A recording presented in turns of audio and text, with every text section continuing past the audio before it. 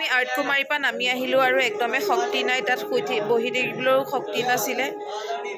আৰু এতিয়া আমি অকণমান 200 মিটাৰমান তলত নামি আহিছোঁ কাটৰাৰ ফালে, যোনফালে ঘোঁৰা চোৰা যায়।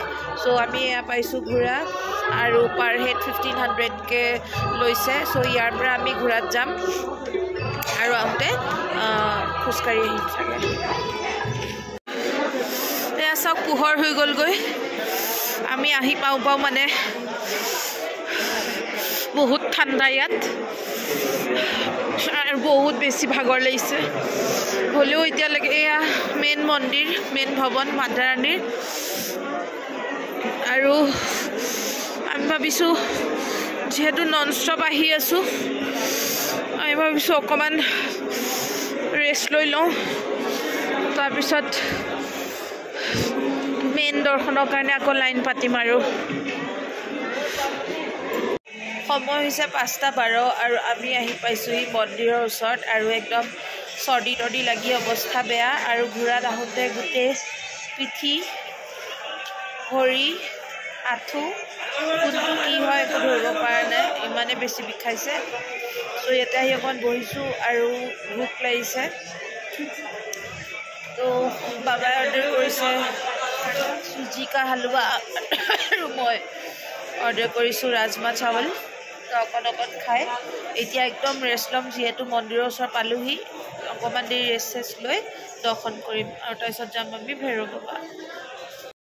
চ' ফাইনেলি আমি দৰ্শন কৰি ওলালোঁ। অৱস্থা বহুত বেছি বেয়া, আৰু এতিয়া আমি লাইন ধৰি আছোঁ ভৈৰৱ বাবাক মন্দিৰৰ কাৰণে। ভৈৰৱ বাবা মন্দিৰলৈ ৰোপৱে আছে, তো ৰোপৱে লাইনো বহুত বেছি দীঘল।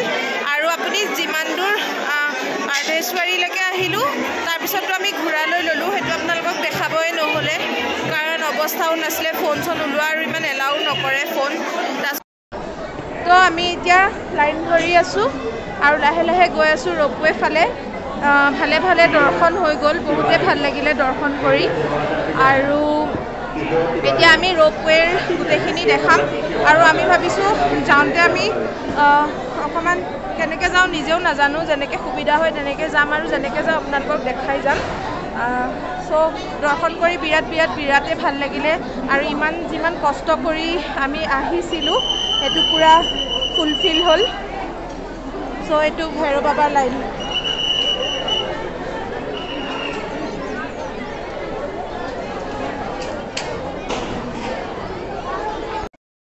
চ' আমি এতিয়া অৱস্থা বেয়া।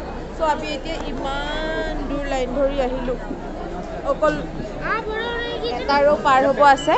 এটা ৰ' পাৰ হোৱাৰ পিছত আমি উঠিব পাৰিম ৰোপৱেত।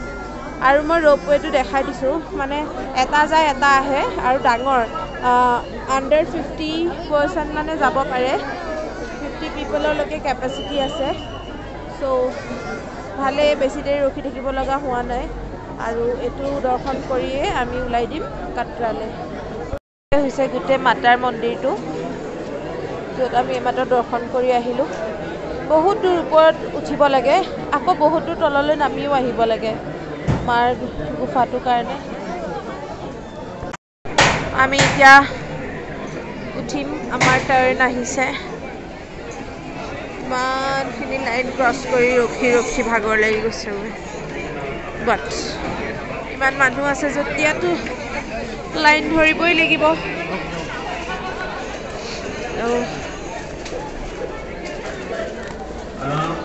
ব'লক তেতিয়াহ'লে ভৈৰৱ বাবা মন্দিৰো দৰ্শন কৰি আহোঁ।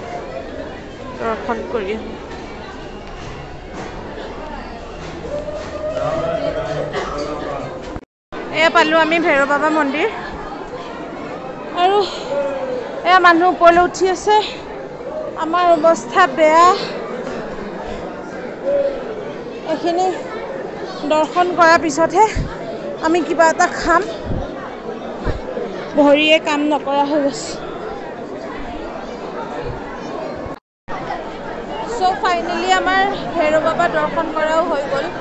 এনেকৈ ওপৰলৈ গৈ পেলাই দৰ্শন কৰিব লাগে। আৰু এনেকুৱা লাগিছে যেন বহুত দুখ কষ্টৰ মাজত এটা ভাল ফল পালোঁ। আশা কৰোঁ আকৌ মাতা ৰাণীৰ চৰণলৈ আহিব পাৰোঁ। আৰু এতিয়া আমি তললৈ গৈ আছোঁ।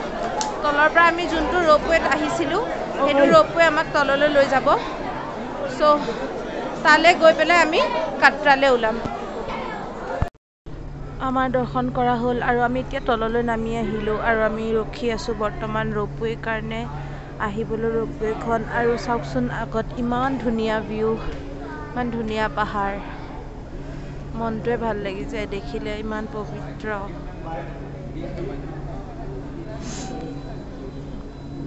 জয় মাতা দি